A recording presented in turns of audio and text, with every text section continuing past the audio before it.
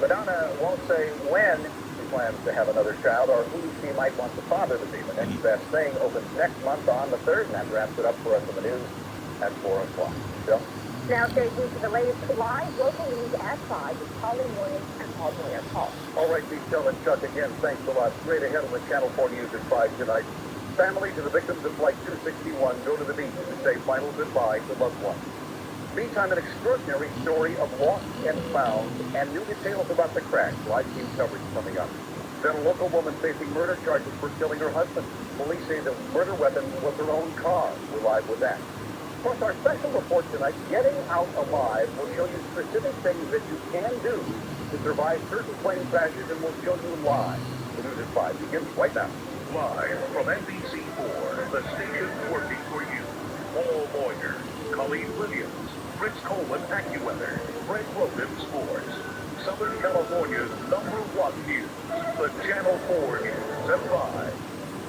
Pulled from the ocean just hours ago, the second black box is on its way to Washington tonight. Investigators are now hoping very much the voice and data recorders will help solve the mystery of what it was that happened in the final moments of Flight 261 before it went down. Also tonight, a somber mood out at Fort Wayne, with the victims' families have gathered at sea, mourning, praying, saying final goodbyes to loved ones lost in the crash of Alaska Air Flight 261. Good evening, everybody. It's now 5 o'clock, and I'm Paul Moyer. And I'm Colleen Williams. So we do begin at 5 tonight with new information about those final moments on board Flight 261. We do know tonight the pilots apparently struggled to straighten out that jetliner as it tumbled, it rolled, and even turned upside down before it nosedived into the Pacific. Tragically, those terrifying final moments lasted several minutes.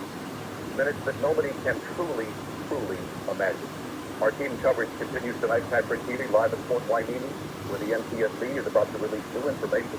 And Ted Chen, also in Fort Wayne tonight, to show us how the family spent the day trying as best they could in their own way to deal with this tragedy. We begin tonight with Patrick. Well, Colleen, in the next few minutes here, we're expecting an update from National Transportation Safety Board member John Hammerschmidt. But already it has become abundantly clear the importance of locating and recovering the tail section of the downed jetliner, the tail section with that suspect stabilizer, the problem diagnosed by the cockpit crew before the aircraft went down.